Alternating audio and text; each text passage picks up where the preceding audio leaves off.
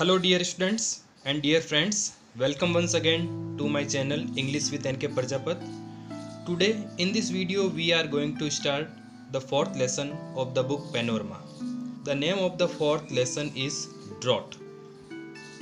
चौथे लेसन का नाम है ड्रॉट और ड्रॉट का अर्थ होता है सूखा, अकाल.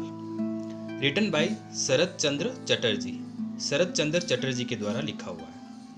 About the writer. सबसे पहले इस राइटर के बारे में. Sharat Chandra Chatterjee was a prominent Bengali novelist. Sharat Chandra Chatterjee जो थे वो बंगाल के एक अग्रणी उपन्यासकार थे एंड शॉर्ट स्टोरी राइटर और लघु कथा लेखक थे of the early 20th century.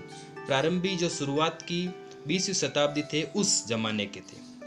Most of his works deal with the life style tragedy struggle of the village people.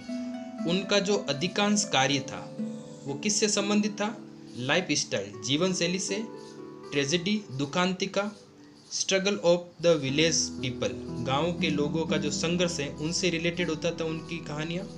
And the contemporary social practices, और समकालीन सामाजिक जो रीति रिवाज थे दैट प्रिवेल इन बंगाल, जो बंगाल में व्याप्त थे उनसे रिलेटेड उनके जो उपन्यास, कहानियाँ, उनके वर्क थे. ओके, ये तो हुआ अबाउट द राइटर. अब हम पढ़ेंगे about the in drought. The writer has drawn a graphic picture of drought. इस पार्ट सूखे में, ड्रॉट में लेखक ने ड्रॉट, सूखे का, अकाल का जो एक ग्राफिक जीवंत चित्रण प्रस्तुत किया है, रेखांकित किया है. Drought takes the form of natural calamity in many parts of India.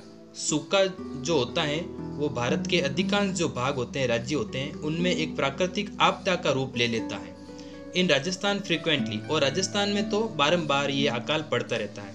In the present story, और जो हम कहानी स्टार्ट करने जा रहे हैं, गफूर द मेन कैरेक्टर, और इस कहानी का मुख्य कैरेक्टर, चरित्र, जो कौन है नायक? गफूर नाम का एक व्यक्ति, इज अंडर स्ट्रेस, वो बहुत तनाव में है. द राइटर हैज सक्सेसफुली डेपिक्टेड, लेखक ने सफलतापूर्वक चित्रण किया है, सोशल एंड साइकोलॉजिकल एस्पेक्ट, सामाजिक और मनोवैज्ञानिक पक्ष, of human nature under stress, मानव व्यवहार का तनाव के अंदर. यानी कोई मानव व्यवहार का जो वो मानव जो तनाव के अंदर है, तनाव में है, उसका एक बहुत ही अच्छा सामाजिक और मनोवैज्ञानिक दृश्य हमारे सामने रखने का प्रयास किया है सफलतापूर्वक. ओके, अब हम कहानी स्टार्ट करेंगे. ये कहानी एक गरीब किसान के बारे में है जिसका नाम गफूर है, और वो एक जमींदार के कर्ज में डूब जाता है, और अकाल पड़ने के कारण जमींदार के का कर्ज चुका नहीं पाता, और जमींदार को भी बड़ा क्रूर दिखाया गया है इस पार्ट में. तो एक गरीब काश्तकार किसान और जमींदार की एक ये कहानी है, और कैसे गफूर की जो बेटी है उसका भी एक भूमिका इसमें हम पढ़ेंगे, एक मार्मिक कहानी पढ़ेंगे. तो चलिए स्टार्ट करते हैं. The village was called Kashipur. गांव का नाम काशीपुर था. It was a small village. यह एक छोटा सा गांव था. इट्स जमींदार वॉज स्मॉलर स्टिल. और इस गांव का जो जमींदार था वो इससे भी छोटा था, गांव से भी छोटा था. तो एक व्यंग्य है, कटाक्ष है. मतलब गांव छोटा था, गांव से छोटा जमींदार था, मतलब निर्दयी था, उसका दिल बड़ा नहीं था. Yet his tenants dared not stand up to him. फिर भी उसके जो काश्तकार, किराए के किसान होते थे, वो हिम्मत नहीं करते थे उसके सामने खड़े होने की, या उसके सामने कुछ बोलने की हिम्मत नहीं रखते थे. He was so ruthless. वो बड़ा निर्दयी था, क्रूर था. It was the birthday of his youngest son. और उस जमींदार के सबसे छोटे बेटे का बर्थडे था एक दिन. इट वॉज नून. दोपहर का समय था. तारक रत्न द प्रिस्ट, और एक तारक रत्न नाम का पुजारी था, was on his way home. वो अपने घर जा रहा था. फ्रॉम द लैंडलॉर्ड्स हाउस, जमींदार के घर से. यहाँ पर जो जमींदार आया उसको इंग्लिश में लैंडलॉर्ड्स, जमींदार के घर से वो तारक रत्न पंडित अपने घर जा रहा था. Where he had been offering prayers. और वो जमींदार के घर पर क्या करके आया था? पूजा पाठ, प्रार्थना करके आया था. It was nearing the end of May. और समय क्या चल रहा था? मई का महीना अंत होने वाला था. But not a patch of cloud. लेकिन बादलों का एक टुकड़ा भी could be seen in the sky. आकाश में नहीं देखा जा सकता था. The rainless firmament poured fire.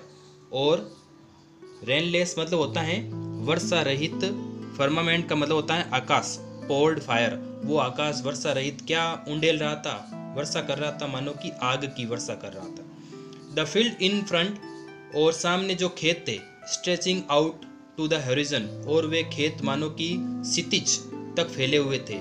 Had broken up into tens of thousand, और मानो कि वे सैकड़ों 10,000 के टुकड़ों में बटे हुए थे वो जमीन, वो खेत। Of fissures in the burning blaze, fissures का अर्थ होता है गहरी दरारें, in the burning blaze, burning blaze का मतलब होता है दहकती हुई गर्मी सूर्य की, उसमें बटे हुए थे जमीन, मानो कि टुकड़े टुकड़े लग रही थी। एंड इट लुक्ड एज दो the life blood of mother earth, और ऐसा दिख रहा था मानो कि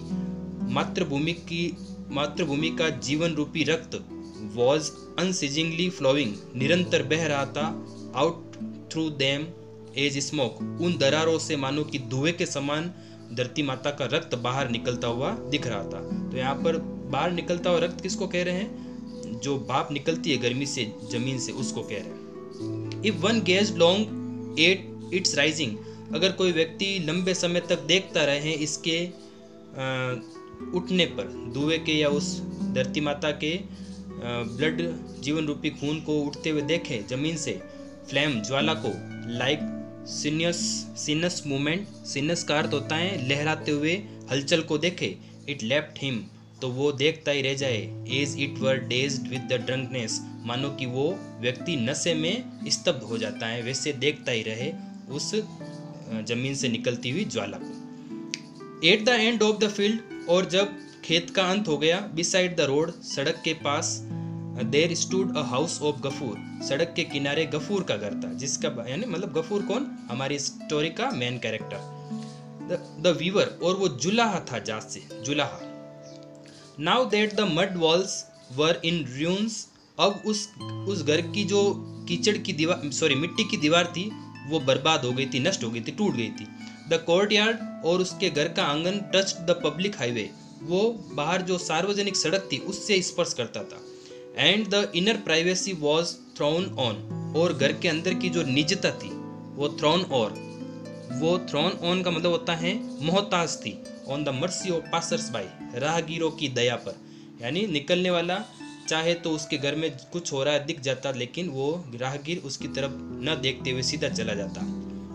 तो अब देखो, तारक रत्न अपने घर जा रहा था, बीच में गफूर का घर आया, तो तारक रत्न वो पंडित और गफूर के बीच में वार्तालाप, कन्वर्सेशन स्टार्ट हो रहा है। हे गफूर, इज एनीबडी इन, अरे गफूर, क्या अंदर है क्या कोई, कॉल्ड आउट तारक रत्न चिल्लाया।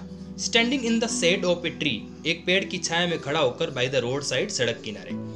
What do you want, father is down with fever, तो तुम क्या चाहते हो, पिताजी बुखार से पीड़ित है और वो लेटे हुए अंदर हैं, यानी वो कोई बेटी जवाब दे रही है। आंसर्ड गफूर्स लिटिल डॉटर, गफूर की छोटी बेटी ने आंसर दिया, एज्ड 10, जो 10 वर्ष की थी, अपीयरिंग एट द डोर, जो दरवाजे पर आकर उस तारक रत्न को जवाब देती हैं कि पिताजी को तो बुखार है, तुम्हें क्या काम है, तुम्हें क्या चाहिए।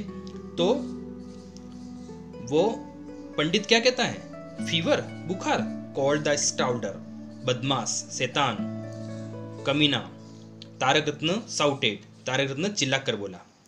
The noise brought Gafur out, और उसके चिल्लाने के कारण गफूर बाहर आ गया। शिवरिंग विथ फीवर, बुखार से कांप रहा था।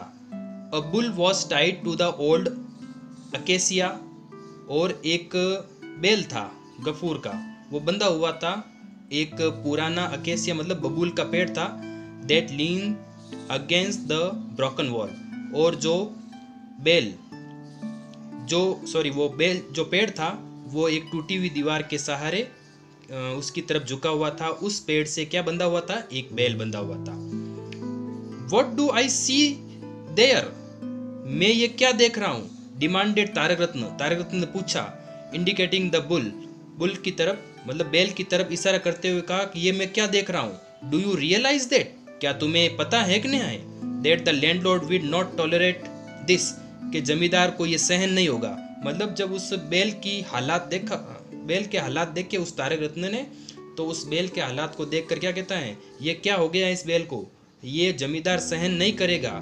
हिज फेस वॉज क्रिम्सन, उसका चेहरा लाल हो गया, विद द इंडिग्नेशन, इंडिग्नेशन का मतलब होता है क्रोध से, एंड द हीट और गर्मी, and the heat of the sun, इस सूर्य की गर्मी में वो उसका चेहरा लाल हो गया। It was to be expected that his words should be hot and harsh, और ऐसी उम्मीद की गई कि उसके जो शब्द थे शुड बी हॉट, वो गर्म थे और कड़ुआहट भरे थे।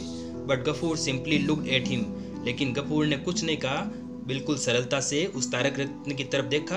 Enable to follow the import of his words, और उस गफूर ने उस तारक रत्न के शब्दों के महत्व को भी नहीं समझा या उसकी गहराई को नहीं समझा कि ये क्या कहना चाहता है। वेल सेड तारक रत्न ने कहा ठीक है। आई सा इट, कि मैंने इसे देखा, इस बेल को देखा, टाइट बंधा हुआ देयर इन द मॉर्निंग, सुबह, जब मैं सुबह यहाँ से गया तब भी देखा, and it is still there, और ये अभी भी यहीं पर है। If the bull dies your master will flay you alive, अगर ये बेल मर जाता है, मर गया, तो तुम्हारे जो मास्टर हैं, मालिक हैं, जमींदार हैं, विल फ्ले यू अलाइव, वो तुम्हें क्या करेंगे? फ्ले का मतलब होता है खाल खींचना, तुम्हारी जिंदा खाल खींच लेंगे अगर ये बेल मर गया। What shell I do father, तो तारक रत्न ने कहा पंडित को कि मैं क्या करूं फादर, यहाँ पर पंडित जी, महाराज या साहेब, गुरु जी, क्या करूं मैं? आई एम हेल्पलेस, मैं असहाय हूँ। I have had fever for the last few days, मुझे पिछले कुछ दिनों से बुखार है। I can't take him out to graze, और मैं इस बेल को चराने के लिए बाहर भी तो नहीं ले जा सकता हूँ। आई फील सो इल, मुझे बड़ा ही बुखार सा, बीमारी सी महसूस हो रही है। Can't you let him graze by himself, तो पंडित ने क्या कहा, क्या तुम इस बेल को स्वयं ही चरने के लिए नहीं छोड़ सकते हो क्या? तो गफूर ने कहा where shall I let him go father, गुरुजी, पंडित जी, मैं इसे कहाँ जाने दूं? People haven't threshed their paddy yet, लोगों ने अभी तक अपना पेडी यानी अनाज, यट यानी अभी तक, थ्रेस करना मतलब निकालना, लोगों ने अभी तक अपने अनाज को निकाला नहीं है, थ्रेसर भी नहीं किया है, कटाई भी नहीं की है। And it is still lying in the field, और धान अभी तक खेतों में पड़ा हुआ है। The straw has been gathered, घास हैज बीन गैदर्ड, इकट्ठा, हैजंट बीन गैदर्ड, और घास को अभी तक इकट्ठा नहीं किया गया है। Everything is burn to cinder, प्रत्येक चीज जलकर राख हो गई है। सिंडर का मतलब होता है यहाँ पर राख। There is not a blade of घास एनीवेयर, कहीं पर भी घास की एक पत्ती भी नहीं है, ब्लेड यानी पत्ती। How can I let him loose father, pandit ji, मैं इसे कैसे लूज छोड़ सकता हूँ इस बेल को, कहीं पर भी घास नहीं है, अभी तक लोगों ने अपना धान भी नहीं काटा है खेतों से। He might start popping his nose, और क्या पता अगर मैं इसे छोड़ूंगा, ही यहाँ पर उस बेल के लिए, अगर मैं इसे खुला छोड़ दूंगा तो ये पॉकिंग हिज माउथ, मुंह मारना शुरू कर देगा, इनटू समबडीज पेडी, किसी के धान में, एंड ईटिंग समबडीज स्ट्रॉ, और किसी दूसरे का घास जाकर, ये चारा जाकर खा जाएगा। मैं कहाँ छोड़ दूँ इसको खुला अकेले? तो ये समस्या उसने पंडित के सामने रखी। तो आज इस वीडियो में इतना ही, नेक्स्ट वीडियो में हम इससे आगे पढ़ेंगे।